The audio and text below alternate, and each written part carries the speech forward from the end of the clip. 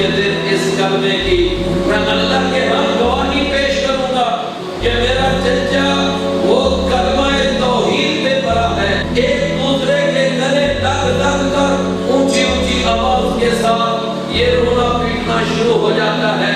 حالانکہ میرے پیارے عزیز بھائیوں، یہ جو میت کے اوپر نوحہ ہے، یہ ماتم ہے، اور یہ اونچی آواز سے رونا یہ نبی صلی اللہ علیہ وسلم نے منع کیا ہے.